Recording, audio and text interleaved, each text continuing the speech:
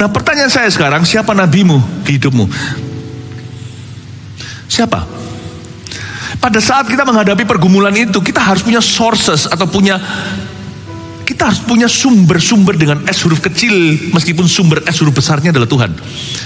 What are your spiritual sources? Apa yang menjadi sumber rohanimu? Temukan itu. Galilah sumurmu sebelum Anda haus dan dahaga.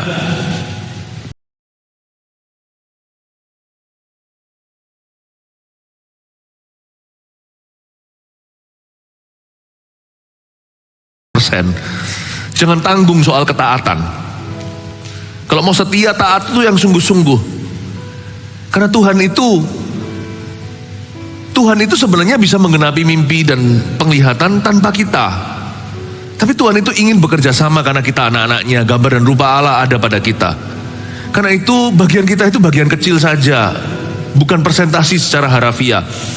Tapi bagian kita itu apa artinya sih? Sesungguhnya kalau kita diberkati dipakainya, itu apakah karena kita sama sekali? Enggak juga sih.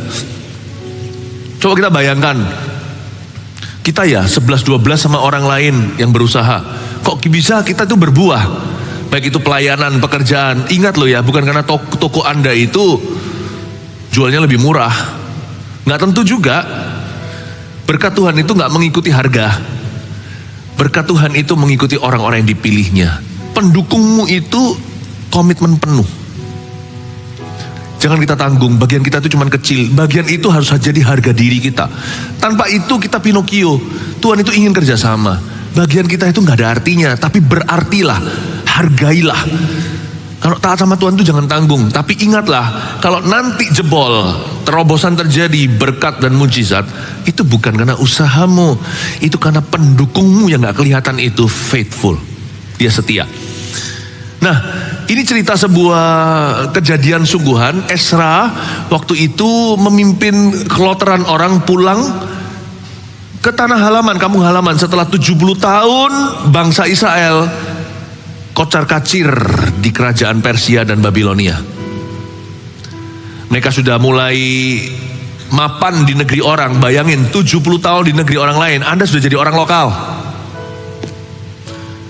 Kita ini misalnya, saya adalah suku Tionghoa. Saya udah gak pernah lihat, gak pernah kembali, gak pernah tahu, gak ada perasaan. Kampung halaman saya di provinsi Guangdong, nenek moyang saya datang dari sana. Guangdong Mission tepatnya. Saya gak ngerti, gak tahu. Kepingin kembali, gak ada ari-ari. Kalau sudah 70 tahun itu berarti orang sudah jadi orang lokal. Tapi Tuhan bisa menggerakkan mereka. Ada tangan yang gak kelihatan. Tangan yang sama yang bisa membawa datang satu pasang hewan setiap jenisnya kepada Nuh di Bahtera. Tangan itu yang menuntun perjalanan hidup kita. Luar biasa loh. Tuhan menuntun Ezra dan kawanannya bisa kompak semua. Pertama-tama tangan yang sama itu menggerakkan hati raja. Betul, Tuhan itu seolah-olah tidak berkuasa di dunia ini. Yang punya kuasa di bumi ini, yang punya uang, punya posisi, yang pegang senjata, yang punya kedudukan dan pengaruh. Tapi jangan pernah salah, Alkitab mengatakan hati raja pun di tangan Tuhan, seperti batang air bisa dialirkan ke kiri kanan sesuai dengan kedaulatan. Tapi jangan tergesa sama Tuhan. Kalau memang itu gitu Tuhan, gerakan orang itu, gerakan orang ini, emangnya Tuhan bisa disuruh-suruh? Bukankah kita harus berdoa, kehendakmu yang jadi, bukan kehendakku? Sabar dulu.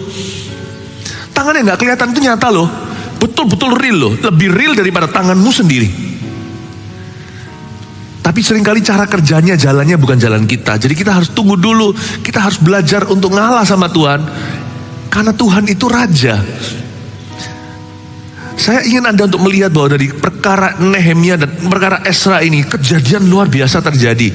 Mereka itu dituntun kembali 1400 kilometeran, sekitar 900 sekian puluh mil. Itu pergi dari daerah Irak, nah dari atas sana turun ke Yerusalem di selatan, sudah dekat ke Mesir. Itu gak main-main perjalanan dan bayar harganya. Kalau bukan tangan yang gak kelihatan yang mendukung mereka, mereka sudah dirampok di tengah jalan. Karena mereka membawa banyak perkakas bait suci. Dari 70 tahun yang lalu ketika Nebukadnezar Raja Babel itu menghancurkan bait Allah. Itu ada perkakas emas, perkakas perak. Itu barang-barang mahal-mahal, belum lagi sumbangan daripada umat Tuhan yang gak bisa pulang. Dari jutaan itu 50.000 yang kembali. Itu kalau bukan tangan yang nggak mendukungnya, kalau nggak ada tangan kalau tidak ada tangan yang tak kelihatan itu mendukung mereka, mereka sudah jadi korban. Nggak mungkin lah perampok itu bodoh. Mereka itu oyong-oyongan, mereka itu rombongan. Pasti tahulah, bajak laut juga ngerti, tapi mereka bukan di laut, ini bajak darat. Mereka pasti tahulah namanya perampok itu udah profesional. Kok nggak bisa satupun di antara mereka dijamah oleh orang-orang jahat? Jangan remehkan loh, hari ini Anda baik-baik saja, itu karena perlindungan Tuhan. Tangan yang nggak kelihatan itu seringkali nggak diperhitungkan gara-gara dia nggak kelihatan. Tapi kalau mau kelihatan, kalau tangan itu diangkat, baru kita kerasa ternyata selama ini perlindungan Allah. Amazing how you don't get sick. Bagaimana kita nggak jatuh sakit, sakit pun sembuh.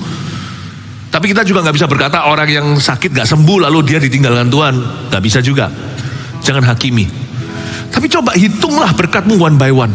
Ada banyak hal itu yang nggak Anda perhitungkan. Padahal kalau itu diambil akan mulai perhitungan dengan Tuhan. Tangan yang nggak kelihatan itu nyata bekerja. Dia melindungi kita.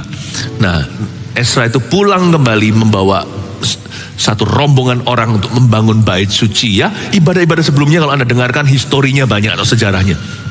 Saya jelaskan ini itu. Nah, sekarang saya anggap di ibadah yang sekarang ini langsung lompat episode kelima, buka bersama dengan saya di Ezra pasal yang kelima.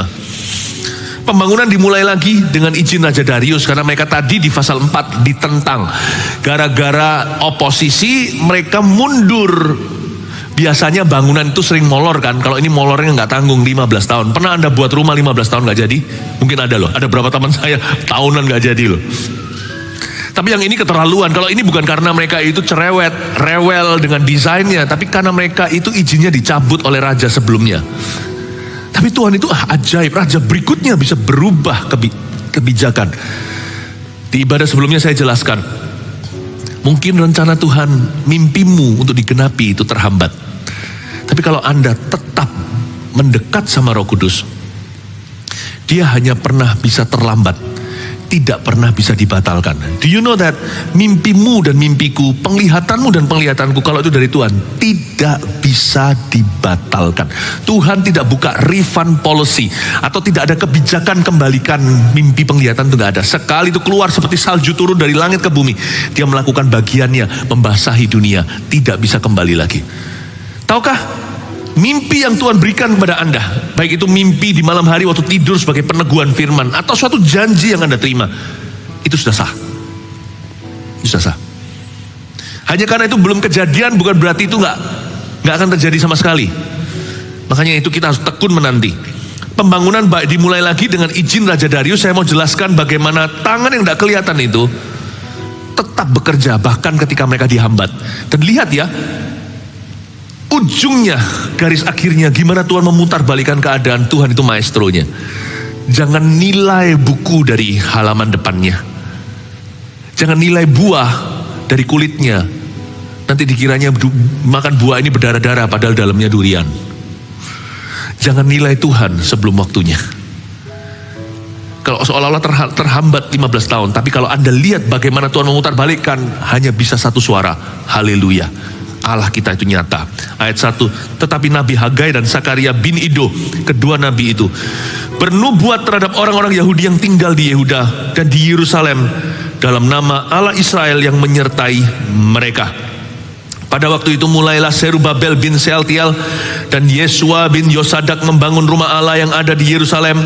Mereka didampingi dan dibantu oleh nabi-nabi Allah.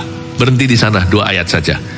Jangan bingung dengan nama-nama ya, sekalian Bible study supaya semua di sini nggak usah masuk ke sekolah teologi, satu persatu ilmu pengetahuan Alkitabnya bertambah. Sebenarnya dalam lakon cerita kejadian sesungguhnya di kitab Ezra itu berhubungan dengan Nehemia, makanya sebelahan juga ditaruh di Alkitab.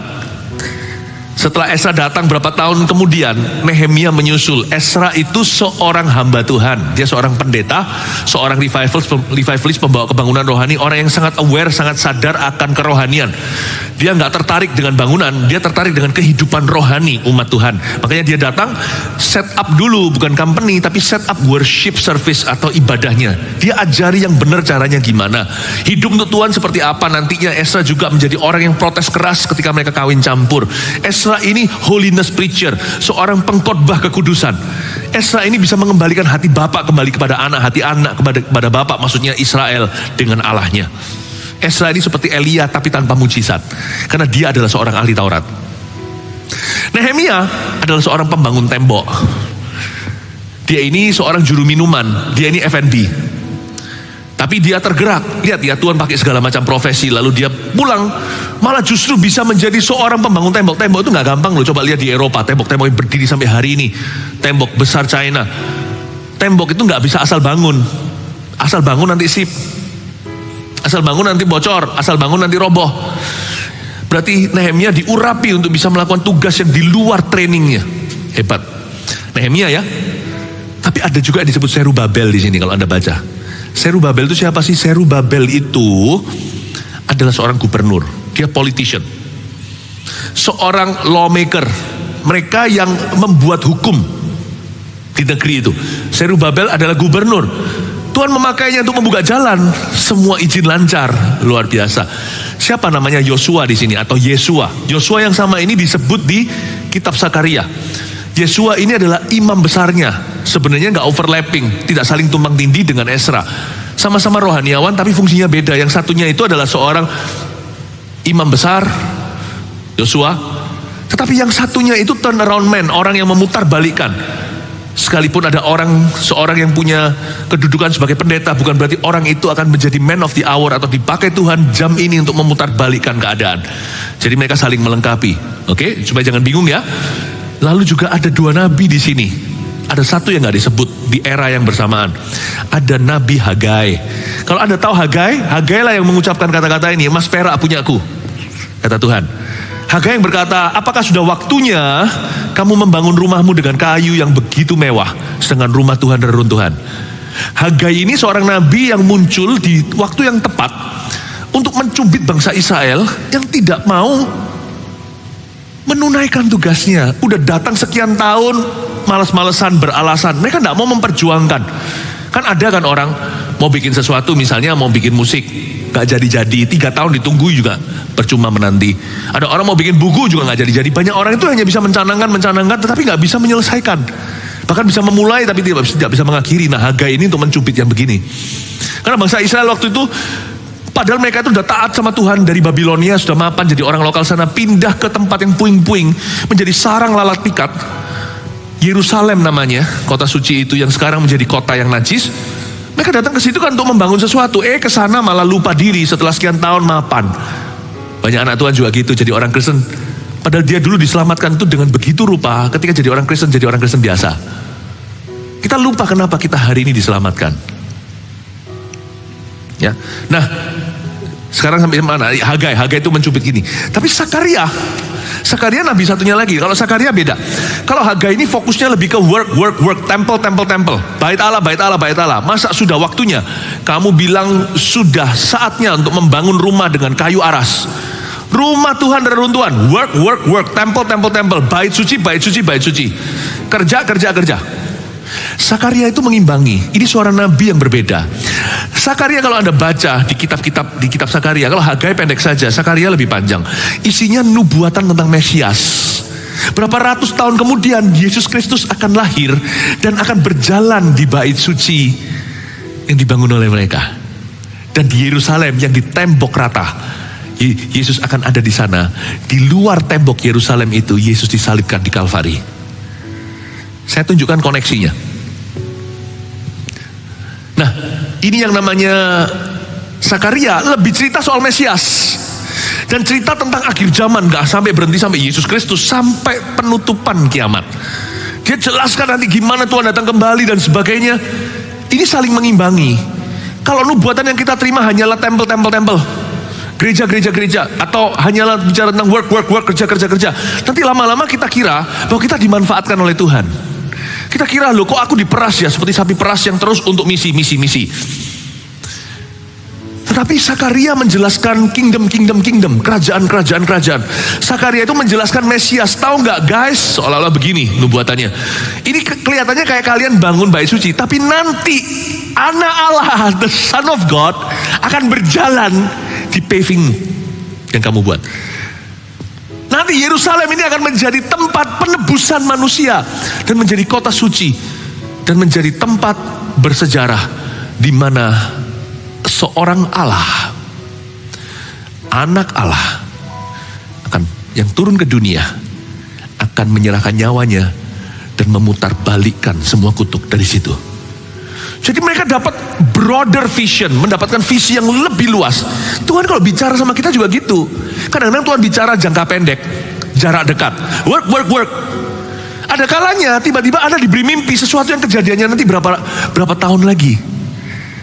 Atau Anda diberi janji. Tuhan tuh kalau kerja itu selalu begini. Dia selalu jarak dekat, jarak jauh.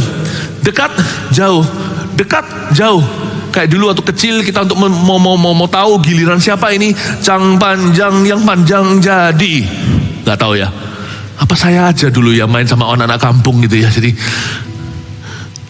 ada yang begini, ada yang begitu. Tuhan itu gak pernah begini terus atau begini terus. Tuhan itu akan imbang. Kadang-kadang dia bicara sesuatu yang masih jauh hari. Kadang-kadang Tuhan bicara tepat yang ada di depan Anda hari ini. Yang panjang, yang pendek. Nubuatan itu sifatnya dua-dua. Di ibadah 1 saya jelaskan, jangan remehkan nubuatan. God can speak to you about things that are still far.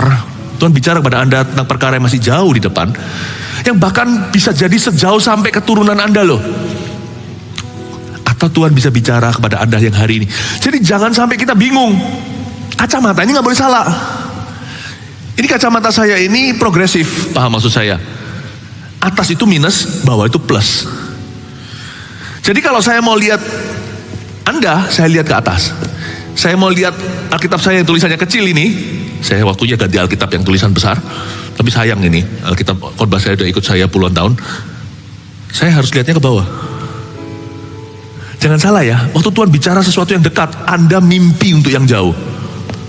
Gak connect sama Tuhan. Pernah gak ada bicara gak connect? Gak enak kan? Gak dapat apa-apa kan? Dan orang yang bicara sama Anda juga gak dapat sesuatu. Tapi waktu Tuhan bicara sesuatu yang jauh, Anda tanya, tapi buktinya mana Tuhan? Gak enak loh orang begitu tuh, attitude-nya kurang bagus sikap hatinya. Tuhan lagi ngomong sesuatu yang jauh, mana buktinya Tuhan? Kalau memang Tuhan lalu kecewa, gak keruan, lalu bilang lah Tuhan tuh gak adil lah, Tuhan gak dengarkan lah, Tuhan mana ada lah. Kalau Tuhan bicara sesuatu yang jauh, aminkan dulu. Tuhan gak tertarik bicara sesuatu yang dekat, Tuhan anggap Anda sudah langsung percaya. Nanti kita ngobrol pelan-pelan. Banyak orang itu salah komunikasi dengan Tuhan. Tektokannya itu loh, lawan bicaranya itu loh. Nah, masa Tuhan selalu disuruh sesuai dengan kehendak kita? Bukankah dia raja?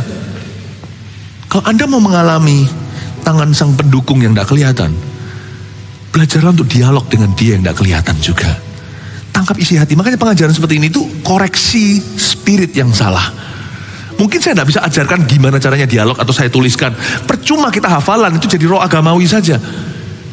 Lihat ya, kalau kita hanyalah hafalan, saya baca doa, semua baca gini, nggak akan dapat sesuatu. Tapi kalau saya ajari spiritnya seperti apa, hatinya kayak apa sih Tuhan itu seperti apa, Anda jadi ngerti. Oh makanya sekarang ngerti aku kenapa aku sama Tuhan salah paham melulu. Ternyata dia bicara jarak jauh, aku bicara yang dekat, aku ngotot lagi.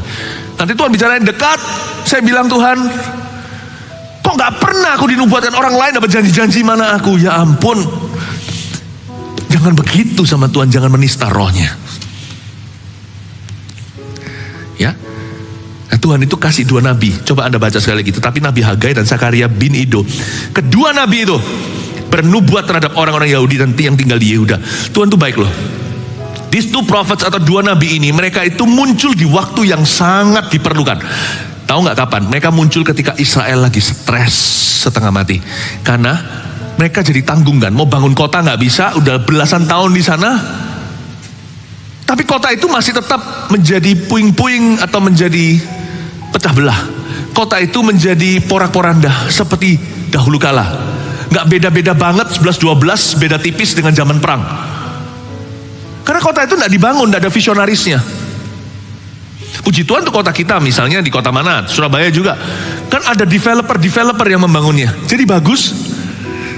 Yang tidak di-develop nanti lihat ya, area-area itu jadi jadul. Menjadi old fashion atau menjadi ketinggalan. Kota itu nggak di-develop sama siapa-siapa. Tempatnya coyote, tempatnya serigala, tempatnya burung hantu.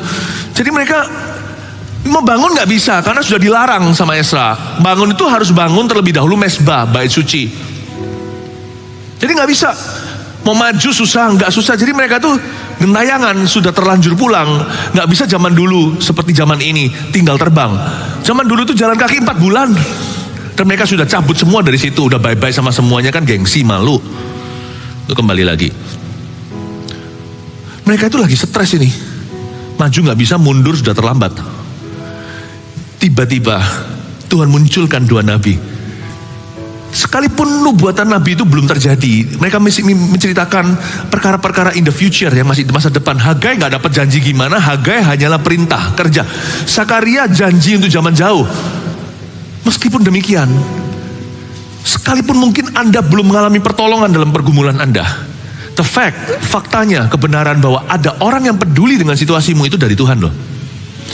Adanya orang yang dimunculkan, ya, mereka tidak memunculkan diri. Jikalau Anda lagi susah hati, ada orang menghiburmu, tergerak melakukan itu. Mereka yang mendoakan Anda, ingatlah, itulah anak Ido, itulah Hagai dan Sakaria yang Tuhan utus dalam hidupmu. Tapi kan belum mengalami mujizat. Siapa bilang kalau Tuhan itu berkenan selalu mujizat dulu? Kalau Tuhan berkenan, Tuhan akan biarkan Anda sengsara sendirian. Tuhan pasti akan sertakan Hagai Sakaria dalam hidupmu. Ketika Anda lagi tidak ada pengharapan, tiba-tiba ada firman yang mengena. Itu juga Tuhan. Lalu khotbahnya kok bisa pas dengan kondisi saya? Itu juga Tuhan. Atau Anda bisa, misalnya lewat multimedia, lewat media sekarang kan kita jangkauannya online juga. Anda masukkan di chat situ, Anda bilang doakan, lalu langsung dibalas 1 menit kemudian. Itu juga Tuhan. Apa yang baik dan benar, semua yang mulia dan layak dipuji, yang dimunculkan saat Anda stres sekali, itu Tuhan. Munculnya kedua nabi itu hawa baru. Hagai dan Sakaria dimunculkan ketika Israel depresi. Jangan minta dosis lebih tinggi. Kalau Tuhan kasih dosis segitu, bersyukur dulu dan berkata thank you. Sebab waktu Hagai dan Sakaria muncul, apapun yang mereka katakan belum digenapi. Bapak Ibu Saudara, pikirkan, pernah nggak Anda susah, lalu tiba-tiba Tuhan kirimkan seorang rekan doa? Pernahkah Anda sedih? Ya, dulu waktu saya pernah mengalami kesedihan sesuatu, anak saya waktu masih kecil, saya masih ingat, tiba-tiba sudah datang, peluk saya anggap itu Tuhan. Bukankah anak-anak ini yang tahu hati bapaknya yang punya kerajaan sorga? Itu anak saya, bukan Tuhan. Tapi saya rasa Tuhan suruh dia rangkul saya. Jangan minta mujizat besar dulu. Belajar untuk deteksi pendukungmu yang tidak kelihatan. Nggak tentu dia melakukan sebuah aksi demonstrasi yang kelihatan mata seperti mujizat yang nyata. Tapi segala sesuatu yang sifatnya nggak kelihatan, belajar untuk baca. What God is doing in the air. Apa yang Allah sedang lakukan di udara. Kenapa tuh anak saya kok bisa datang dan peluk saya? Ya, Bapak Ibu Saudara, belajar perhatikan. Mereka itu didampingi dan dibantu oleh nabi-nabi Allah. Ayat 2 kalimat terakhir. Saya suka dengan kata didampingi. Allah itu adalah Allah yang mendukung dan mendampingi kita. Mereka didampingi dan dibantu oleh nabi-nabi Allah. Tahu nggak? Tuhan kita itu adalah pendukung. Tuhan kita adalah pendamping. Tuhan itu mendampingi kita. Tapi kan kita sukanya kalau Tuhan dampingi kan tunjukkan gitu kan ya. Manusia kan sukanya gitu. Kalau memang Tuhan dampingi kan tunjukkan, buktikan. Nah, gak selalu gitu cara kerja Tuhan. Kita itu lebih ke kanak-kanak daripada yang kita kira. Lebih kanak-kanak daripada kanak-kanak yang ada di sekeliling kita. Contohnya, kalau anaknya lagi jalan sama papanya, lalu jalan sama bule, ayo, mungkin masih kecil ya. Papa, ayo papa, pukul itu aja, pukul. Kalau papanya mukul ya berarti sama levelnya sama anak-anak. Pukul papa. Bisa saya kayak gini bisa. Dia kelihatan, dia takut kan? Tapi waktu dia kelihatan orang-orang, teman-temannya, sesama teman-teman elementary atau SD yang suka pukulin dia jalan sama papanya gagah perkasa. Iman kan? Betul kan? Tapi dia suruh papanya pukul. Tunjukkan kalau papa adalah pendamping, pendukung, pembelaku. Pukul papa, pukul sekarang. Kasih pelajaran. Kalau papanya lepas tangan pukul, saya tidak mau sembah Tuhan yang kayak gitu. Tuhan ada caranya sendiri. Karena kita itu nggak level sama Tuhan. Pikiran kita nggak nyampe, nggak nyantol. Pikiran kita kan maunya begini, begitu, itu ekspektasi. Tuhan nggak begitu. Buktikan kalau engkau mendampingi aku. Buktikan. Nggak begitu. Makanya ada pepatah berkata begini, jangan cobai Tuhanmu. Minta boleh, berharap boleh. Jangan kecewa. Jangan cobai dia. Kecewa berarti dialah hambamu, engkaulah bosnya. Hanya bos yang bisa kecewa sama pegawainya. Bapak ibu saudara, Allah kita mendampingi umatnya. Didampingi dan dibantu oleh nabi-nabi Allah. Nah pertanyaan saya sekarang, siapa nabimu di hidupmu? Siapa? Pada saat kita menghadapi pergumulan itu, kita harus punya sources atau kita harus punya sumber-sumber dengan S huruf kecil, meskipun sumber S huruf besarnya adalah Tuhan. What are your spiritual sources? Apa yang menjadi sumber rohanimu? Temukan itu. Galilah sumurmu sebelum Anda haus dan dahaga. Berbahagialah orang yang sudah punya hubungan yang privat dengan firman Tuhan. Berbahagialah orang yang sudah punya kebiasaan untuk mendengarkan khotbah yang menyegar, yang menyehatkan. Ya, makanya saya selalu dorong juga. Saya nggak akan bisa dorong jemaat gereja lain. Ayo dengarkan. Tapi kalau sama jemaat sendiri, saya gembalanya, saya bisa dorong Anda untuk menyelesaikan 5-5 ini, dicicil pelan-pelan, sekalipun saya nggak bisa jadi polisi untuk melihat apakah sungguh-sungguh Anda lakukan. Ini kan untuk menciptakan sources atau sumber-sumber kekuatan Anda. Rema-rema itu kaya. Ada perbedaan antara firman Tuhan privat, waktu kita baca, itu pertumbuhan pribadi, dengan firman Tuhan yang dikhotbahkan. Tuhan memakai kedua-duanya untuk fungsi yang berbeda. Of course, yang pertama, prioritas satu adalah Alkitab itu sendiri. Kalau Anda nanti gampang Anda ditipu oleh pengkhotbah siapa karena karisma. Karena kita semua kan kembali ke textbooknya, kembali ke buku kehidupan ini. Tetapi juga ada fungsinya loh. Khotbah begini itu terjadi akselerasi. Tahu nggak? Khotbah seorang gembala, saya nggak ngomong untuk saya saja, tapi ini berlaku untuk semua. Karena itu seorang gembala yang mengajar dan berkhotbah harus punya kehidupan the word, punya kehidupan firman yang kuat dengan Tuhan, harus kuat di dalam hadiratnya. Karena dia bukan sumbernya, dan karena pelayanannya sangat krusial, sangat penting sekali. Tahu nggak, gereja itu ketika digembalakan lewat firman seperti ini, firman penggembalaan, mereka itu, Anda jemaat itu mendapatkan timely word. Firman yang sifatnya prophetic guidance atau tuntunan prophetic. Timely word itu mendapatkan pesan Tuhan spesifik, meskipun khotbahnya semua. Tapi satu persatu dapat sesuatu. Itu menunjukkan bahwa Roh Kudus menggembalakan kita semua. Tuhan Yesus menggembalakan kita semua. Dan ini terjadi akselerasi. Sehingga sekalipun pengalaman kita beda-beda, satu keluarga dengan yang lainnya, atau satu individu dengan yang lainnya, tapi masing-masing itu mendapatkan tuntunan yang mirip. Karena minum dari sumber yang sama dengan S huruf kecil. Terjadi kairos. Saya kasih contoh. Kemarin waktu breakfast with God, pulang itu saya dapat dengar banyak kesaksian. Jemaat kita itu loh, hatinya diubahkan. Kita memberi bukan karena apa yang Tuhan bisa berikan, tapi karena Tuhan terlebih dahulu sudah begitu murah hati sama kita. Gak ada satupun jemaat kita itu punya hati menuntut perhitungan, gak ada. Semua humble pulang, rendah hati. Lalu saya dengar satu persatu mujizat. Yang ini ngalami satu mujizat dari masa lalu, paham maksud saya? Mujizat masa lalu. Ternyata apa yang dia persembahkan untuk Tuhan itu Tuhan gantikan dengan sesuatu yang sudah mundur, dan blong yang lalu itu ternyata ada isinya, lalu kembali persis seperti yang dia berikan tanpa dia duga, karena dia kira itu uang yang hilang. Dari sini diteguhkan bahwa Tuhan sebenarnya sudah sediakan benih yang dia taburkan. Kadang-kadang didobel lagi. Jadi semua mengalami mirip-mirip begitu. Hagai dan Sakaria itu berbicara. Nah, siapa nabimu? Jangan cari nabi keliling minta dinubuatkan. Bukan itu tujuannya. Kalau Anda tahu intisari nubuatan, Anda akan takut cari nubuatan. Karena tadi ibadah ke-1 saya ajarkan, nubuatan itu ujungnya PR dari Tuhan. Kalau Anda kira nubuatan itu membuat mantap, Anda salah. Siap-siap dapat PR. Oke? Siapa nabimu? Miliki satu lifestyle, gaya hidup yang membuka sumur-sumur ilahi dalam kehidupanmu. Saya bersyukur juga kalau di gereja kita itu hampir semua sih, hampir 100% itu ber-CG. Puji Tuhan loh ya. Coba saya buktikan ya, siapa di sini yang sudah anggota kelompok sel? Angkat tangan. 1, 2, 3, jangan. Banyak sekali. Saya bersyukur. Itu juga sumurmu. Di situ ada Hagai-Hagaimu, Sakaria-Sakariamu berupa suara saudara seiman. Gak tentu satu nabi yang menonjol sendiri, gak tentu. Di situ ada Roh Allah bersabda. Di sini Roh Tuhan bekerja seperti nabi bersabda. Ada tuntunan ilahi. Apa yang menjadi sumbermu? Orang Israel ketika stres, mereka punya Hagai, mereka punya Sakaria. Saya bersyukur sekali ya. Nah, termasuk Ezra loh. Ezra sendiri dikuatkan oleh 2 nabi ini. Kita lanjutkan ayat berikutnya, ayat 3. Tetapi pada waktu itu juga datanglah kepada mereka Tatnai, bupati daerah sebelah barat sungai Efrat, bersama-sama dengan Syetas, Bosnai, dan rekan-rekan mereka. Beginilah katanya kepada mereka, siapakah yang memberi perintah kepadamu untuk membangun rumah ini dan menyelesaikan tembok ini? Masalahnya di ayat 3 ini kita tidak dengar tonasinya, karena Alkitab ini visual, bukan audio. Kalau audio kan kita bisa dengar.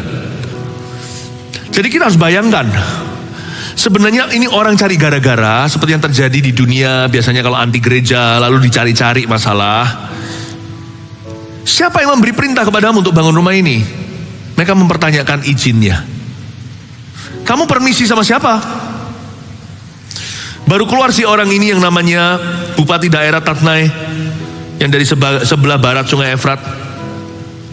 Mungkin ganti pejabat, siapa tahu ya. Perlu di-review lagi. Pada waktu Tatnai bupati daerah ini tanya sama mereka, siapa yang beri perintah sama kau? Gitu ya, kalau orang-orang Indonesia Timur bahasanya gitu. Siapa beri perintah sama kau? Gitu ya. Enak sekali didengar ya.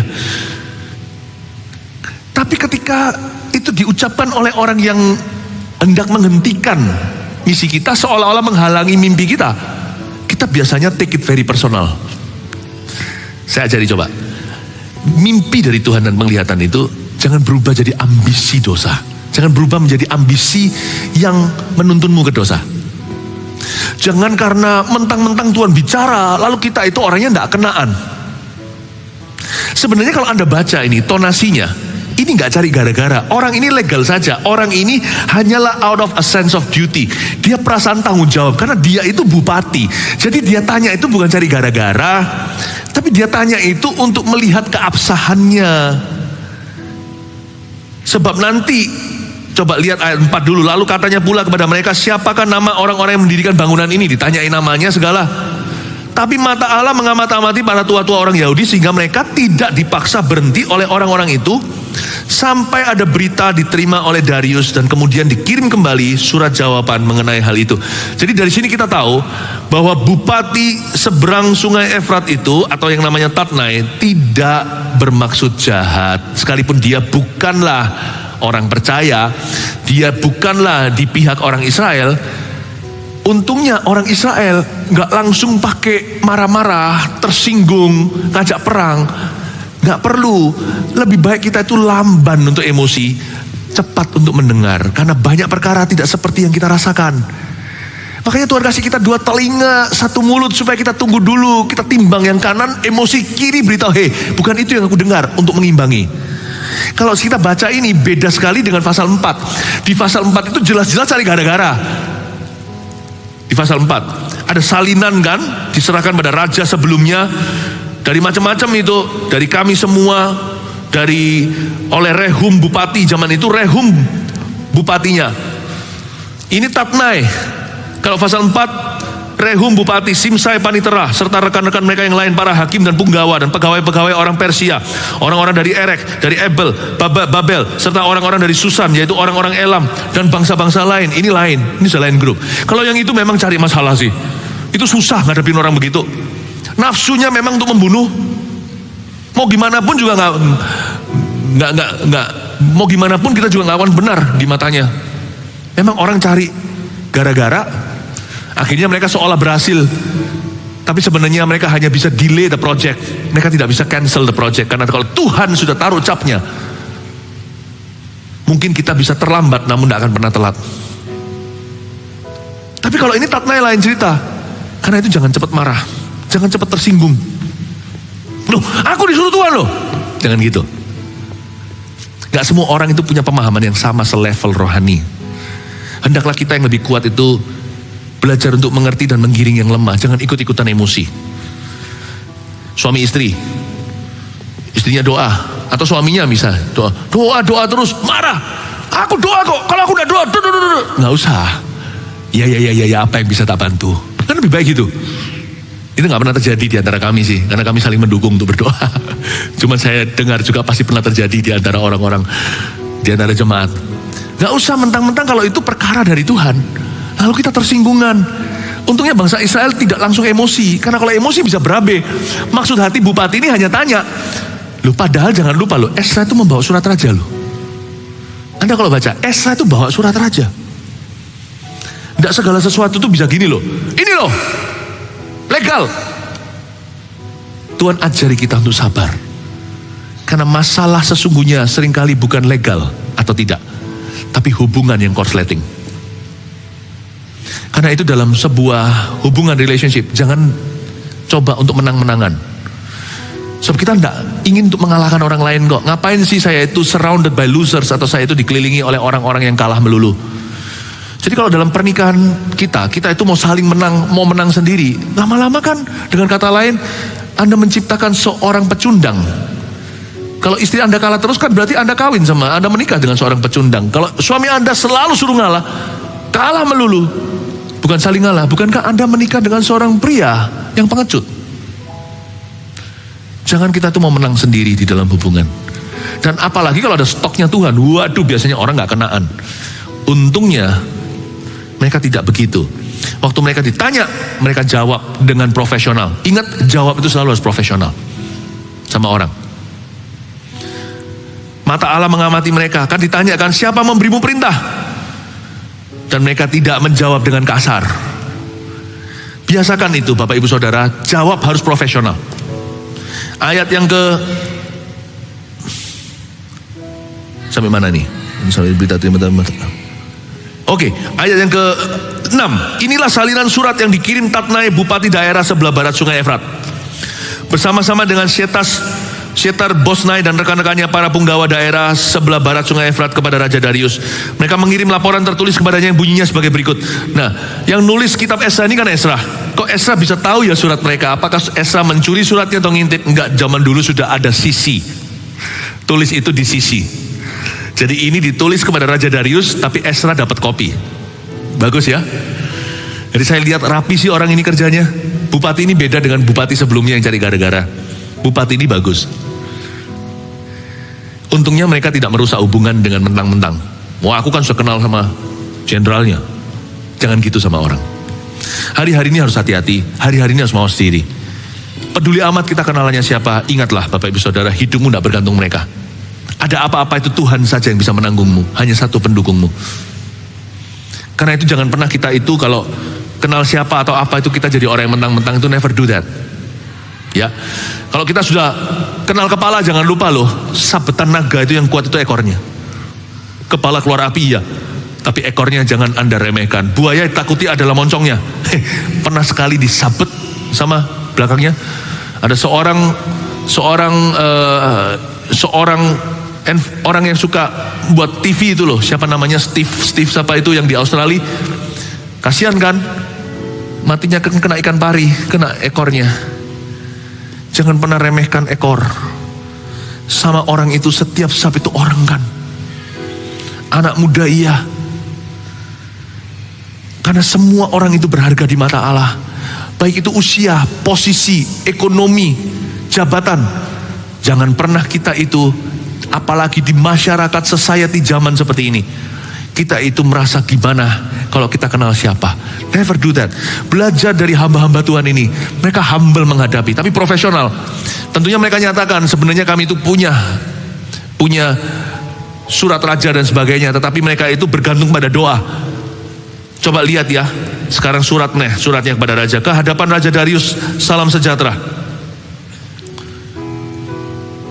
Ayat 8. Kiranya raja maklum bahwa kami datang ke daerah Yehuda, ke rumah Allah yang maha besar. Rumah itu sedang dibangun dengan batu yang besar-besar, sedang dindingnya dilapis dengan kayu.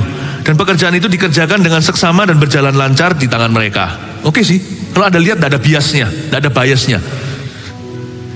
Ini hanya report saja.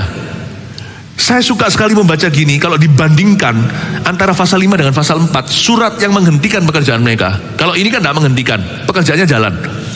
Anda kalau compare apple to apple, kalau dibandingkan satu dengan satu, Anda lihat yang satu itu surat nafsu, yang satu ini surat profesional. Ya, saya bukan notaris. Saya biasanya paling nggak telaten untuk yang kecil-kecil gitu. Makanya saya heran kalau saya baca Alkitab kok bisa teliti. Itu adalah kasih karunia Allah dan doa jemaat. Tapi ini kan kayak notarisannya, kayak seperti tulisan kepada raja, surat wasiat, surat sakti ini. Lihat ayat yang ke-9. Kemudian kami menanyai para tua-tua itu, beginilah kata kami kepada mereka, siapakah yang memberi perintah kepadamu untuk membangun rumah ini dan menyelesaikan tembok ini? Ya kan, persis kejadiannya, tidak ditambah-tambahi, tidak dikurangi. Lagi pula kami tanyakan kepada mereka nama-nama mereka untuk memberitahukannya kepada tuanku dengan mencatat nama orang-orang yang mengepalai mereka. Ini juga bukan marah. Ayat 10 itu hanya jelas saja siapa aja yang bangun, saya mau tahu namanya. Itu intimidatif, sangat intimidasi loh. Kalau Anda sedang tiba-tiba digerebek itu ya sesuatu ya, lalu tanya, coba namanya siapa, alamatnya mana?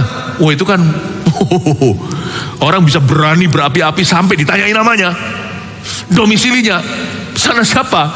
Oh langsung bisa berubah setia. Tapi orang-orang ini bagus, gak nantang. Ya sudah, enggak, dikasih namanya. Mungkin diserahkan KTP-nya, ini kopinya. Sampaikan ke raja, kami legal, kami halal. Jangan marah. Di poin ini biasanya orang marah. Biasanya orang marah. Orang itu gampang marah. Apalagi di Indonesia. Wah, gengsinya kita itu tinggi sekali. Tapi kita ini orang Kristen, bukan hanya orang Indonesia. Kita ini orang Kristen. Ada orang itu gak kenaan loh kalau sudah namanya. Oh, kalau sekali abah sesuatu gitu apa ya, wah aku udah kembali ke restoran ini. Wah ada orang yang pernah marah-marah di restoran itu karena sesuatu lah, saya lupa apa. Waduh, wah kayak berlagak seperti apa. Saya kasihan, orang itu mempermalukan dirinya. Masa marah gak ngelevel sama pelayan restoran yang gak tahu apa-apa. Mana pelayan restoran tahu dirimu siapa. Enggak semua orang tahu Yesus kok. Kenapa semua orang harus kenal kita? Wah ini gini. Waduh, mana bosnya sekarang? Aduh. Ya. Jangan begitu. Karena orang sabar itu beruntung. Orang yang ngamukan biasanya akan gigit jari. Kemudian ternyata dia akan menyesal nanti. Kemudian dia gak ngaku aja. Dia pasti akan nyesal nanti. Aduh kok aku bodoh sekali. I made a sin. Atau aku membuat sebuah pertunjukan di depan begitu banyak orang. Gak perlu. Ditanya sama mereka, nama-namanya mereka berani ini. Karena mereka tahu apa yang mereka kerjakan baik dan benar. Apa yang mereka kerjakan itu dari Allah. Kalau kita tuh tahu bahwa Allah menyertai. Kalau Tuhan pendukung kita. Kalau Tuhanlah yang menyuruh kita apalagi. Don't worry. He will protect you. Dia akan melindungimu. Dan bahaya zaman itu bukan demokrasi. Tidak ada peradilan. Raja bilang apa ya apa. Tergantung siapa menghasutnya. Buktinya raja sebelumnya dihasut bisa tuh. Mereka terhambat 15 tahun pembangunan. Nama-nama mereka ditanya. Lagi pula kami tanyakan kepada mereka nama-nama mereka untuk memberitahukan kepada Tuanku dengan mencatat nama orang-orang yang mengepalai mereka. Inilah jawabannya yang diberikan mereka kepada kami. Perhatikan jawabannya. Dari sini kita bisa belajar bagaimana kedewasaan kelompok Esra, Nehemia, Yesua, Serubabel, Hagai, Sakaria, dan Maleaki juga. 3 nabi terakhir. Inilah 3 nabi terakhir yang kumpulkan seluruh perjanjian lama. Di zaman ini kelihatannya pekerjaan terhambat. Ternyata Alkitab di Old Testament atau perjanjian lama jadi dikumpulkan, dikompilasi. Coba bayangkan. Orang mengira di masa-masa gelap itu 15 tahun ngapain atau gimana. Justru mereka itu bisa kumpulkan firman, gak ada pengangguran. Dalam rencana Tuhan. Kalau tangan Tuhan mendukungmu, sekalipun Anda bisa dihambat atau terlambat, pasti jadi sesuatu yang lain. Pasti jadi sesuatu yang baru. Tidak bisa pekerjaan Tuhan itu dihentikan. Kalau yang dukung kita adalah Tuhan. Tapi kalau bukan Tuhan yang mendukung kita, sia-sialah kita bangun rumah. Makanya kita mulai segala sesuatu itu harus start dengan benar. Makanya kita harus tanya sama Tuhan. Makanya kita itu harus belajar untuk memasuki tahun, memasuki bulan, memasuki hari saat teduh pribadi. Kenapa? Saya harus dengar-dengaran, cek dan cross check dengan Tuhan Yesus. Supaya apapun yang saya lakukan, saya sebagai hamba Tuhan, bukan sebagai orang yang menentangnya. Jawaban mereka ini, coba perhatikan ayat 11. Inilah jawaban yang diberikan mereka kepada kami. Kami adalah hamba-hamba Allah. So sweet. Mereka tidak berkata, kamu tidak tahu saya siapa ya? Ini loh Ezra. Oh, jangan tunjuk-tunjuk aku dong. Mungkin gitu ya. Ini Ezra. Ini teman dekatnya raja sebelumnya. Ini. Enggak tuh. Mereka jawab dengan lembut rendah-rendah hati. Kami adalah hamba-hamba Allah. Kami ini hanya jongosnya. Kami kan hanya menjalankan apa yang Allah suruh dan apa yang Allah gerakkan lewat Raja Koresh. Yang tentunya saat itu sudah bukan rajanya. Kami hanya jalankan. Kami adalah hamba-hamba Allah semesta langit dan bumi. Bahkan mereka tidak mencantumkan nama. Saya Zerubabel, gubernurnya. Gak ada gituan. Dia hanya berkata, kami hanya lakukan tugas. Fokus, profesional jawabnya. Fokusnya itu bukan personal. Jangan take it personally. Jangan gampang personal sama orang jikalau itu bicara soal emosi atau amarah semata. Jangan gampang personal. Untungnya pada waktu di restoran kelihatan begitu itu saya lihat, bukan jemaat Mawar Sharon. Kalau jemaat Mawar Sharon di situ ada sop, saya pasti akan baptiskan kepala saya. Philip Mantova, kau kurang doa jemaatnya begini ya. Atau mungkin saya kurang ajarin. Gak boleh ada anak yang kurang diajar, sekalipun anak rohani. Gak boleh itu. Kami adalah hamba-hamba Allah. Lihat ya, so cool. Bukan cold, bukan dingin, tapi sejuk dada. Kami adalah hamba-hamba Allah. Dan kami membangun kembali rumah yang telah didirikan bertahun-tahun sebelumnya, didirikan dan diselesaikan oleh seorang raja Israel yang agung. Tapi sesudah nenek moyang kami membangkitkan murka Allah, semesta langit, maka diserahkannya ke dalam tangan Nebukadnezar, raja negeri Babel, orang Kasdim yang merusak rumah itu dan mengangkut bangsa itu sebagai tawanan ke negeri Babel. Lihat, orang emosi mana bisa cerita? Dia bisa cerita dengan kronologis, berarti dia gak emosi sama sekali. Dan jawabannya tertata dengan baik. Semua dipikirkan. Profesional loh orang-orang ini. Zaman itu sudah ada sisi-sisian. Coba bayangkan. Di zaman purbakala itu loh. Surat menyurat itu sudah begitu profesional. Sekalipun bukan elektronik. Apa yang harus Anda approach? Dekati dengan profesional. Jangan asal-asalan. Apa yang perlu diketik. Jangan tulisan tangan. Zaman itu. Untuk menghormati pejabat. Mereka lakukan itu. Dan ini pejabat yang sebenarnya tidak cari gara-gara. Bisa aja mereka salah ngerti, tersinggung dulu. Tapi ternyata enggak, puji Tuhan. Tapi pejabat ini juga profesional ke rajanya. Lalu Tuhan membangkitkan. Akan tetapi pada tahun pertama zaman Kores ayat 13. Raja negeri Babel dikeluarkan perintah oleh Raja Kores untuk membangun rumah Allah ini. Mereka beritahu raja siapa yang suruh mereka. Ini perlengkapannya disertakan. Juga perlengkapan emas dan perak dari rumah Allah yang telah diambil oleh Nebukadnezar dari bait suci yang di Yerusalem dan dibawa ke dalam bait suci yang di Babel, diambil pula oleh Raja Kores dari bait suci yang di Babel itu dan diserahkan kepada seorang yang bernama Sesbasar yang telah diangkatnya menjadi bupati. Jelas sekali ya, I love it. Tahu nggak sebenarnya Bupati Tatnai ini salah satu bentuk wujud berkat terselubung. Karena mereka kira orang ini oposisi. Ternyata gara-gara orang ini izinnya jalan lagi. Jangan cepat duga. Jangan cepat memanggil musuh itu teman atau teman itu musuh. You tidak tahu. Tapi pegang aja hidup berkenan. Karena orang yang hidupnya dikenan Allah, jalan orang itu disertai, musuh orang itu pun didamaikan. Saya tidak tahu Tatnai itu maksud hati yang dalam-dalamnya apa, hanya Roh Kudus yang kenal. Hanya Tuhan yang maha tahu. Tapi gara-gara ini berkat terselubung. Sebenarnya bentuk tangan Tuhan menyetir semua cerita pembangunan bait suci ini begitu indah. Ini semua sutradara di dunia tidak bisa temukan plot twist yang seperti ini. Ayat 15, perintahnya kepadanya, ambillah perlengkapan ini, pergilah dan taruhlah itu ke dalam bait suci yang di Yerusalem, dan biarlah rumah Allah dibangun di tempatnya yang semula. Kemudian datanglah Sesbasar meletakkan dasar rumah Allah yang ada di Yerusalem. Dan sejak waktu itu sampai sekarang dikerjakannya lah pembangunannya, hanya belum selesai. Sesbasar itu siapa? Mungkin dia adalah nama lainnya Zerubabel. Mungkin. Tidak bisa pasti, tapi kemungkinan besar. Karena namanya Zerubabel, namanya ini kan nama orang udah beberapa. Nama saya aja, saya Philip Mantova kan. Kalau saya di Taiwan, saya dipanggil Feli, Muse. Feli itu Filipus yang di Alkitab, pendeta Philip. Padahal nama asli Chinese saya itu Li Guojun. Kemarin waktu saya khotbah di gereja Korea di Amerika, mereka semua terjamah. Saya bersyukur diterima, mereka kasih saya nama Korea, Man Sung-kyo, yang artinya Mantova the Missionary, misionaris. Ya, kalau saya di Jepang, nama saya Philippu Sensei. Karena mereka nggak bisa berhenti sampai P, Philippu. Orang Jepang nggak bisa berhenti sampai harus sampai U, A, E, I, O, U. Philippu Sensei. Nah, nama kita lain. Nah, kalau saya dipanggil Feli Musa, Anda juga nggak kenal. Sesbasar ini siapa? Mungkinkah dia itu Zerubabel? Tapi ceritanya sih gitu, dikasih wewenang secara politik, secara kewenangan raja untuk pulang menggiring bangsa Israel. Oleh sebab itu, jikalau dianggap baik oleh raja, maka hendaklah diadakan penyelidikan di dalam gedung perbendaharaan raja di sana di Babel. Apakah pernah dikeluarkan perintah oleh Raja Kores untuk membangun kembali rumah Allah yang di Yerusalem itu? Kemudian keputusan raja tentang hal itu kiranya dikirimkan kepada kami. Bagus sekali ayat 17 ini. Kalau dari pasal 4 tadi, kalau saya bandingkan surat dengan surat, Anda akan lihat tidak fair di ayat di pasal 4. Mereka pakai fitnah, asumsi. Cara kerja setan itu kan gitu, mendakwa kita itu selalu begini, setan tuh selalu gini, guilty until proven innocent.